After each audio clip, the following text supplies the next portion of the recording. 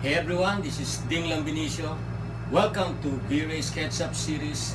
In this video, we're going to talk about shadows and fog.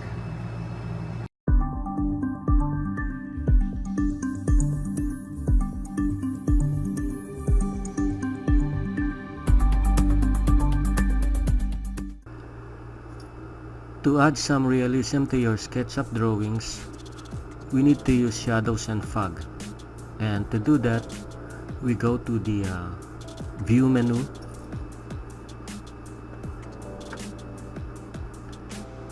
and click shadows and fog.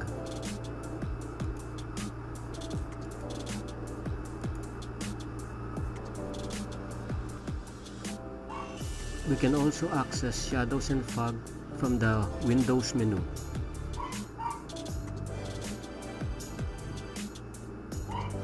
Since we already selected shadows and fog from our views menu, they are already checked here. So all we have to do is show that default tray and click show tray.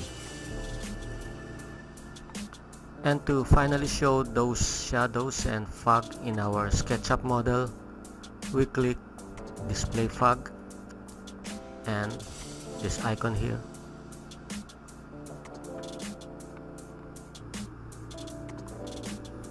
Now we're going to make some adjustments in our shadows, and for a while let's hide our fog.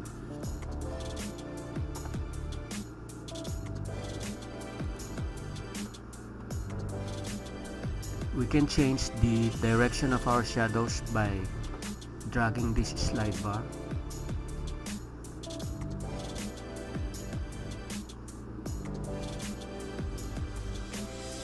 Changing the position of the sun from sunrise to sunset.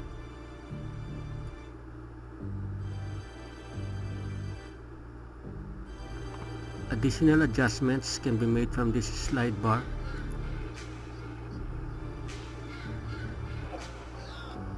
And finally, if we want our shadows to be darker or lighter, we just do it here.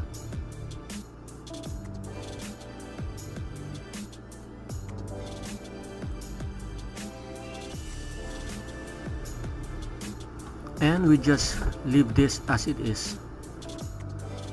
Another way of adding realism to our drawings is by adding fog. Let's display our fog by checking this box. And here, there is only one slide bar to make our fog adjustments. We can see two values here. This one is the beginning distance, and this is the end distance. Now from here, let's just make some observations. I'll just drag these slide bars in any direction and you guys observe what happens.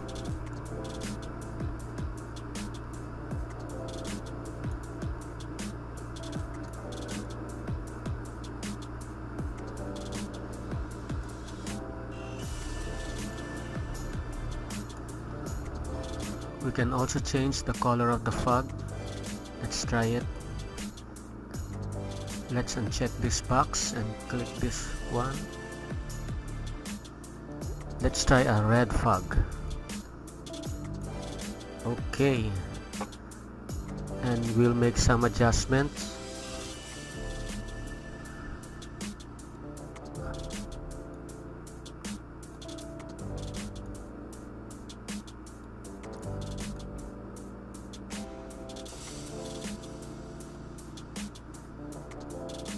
Okay guys, we can see that changes are made when we drag these bars.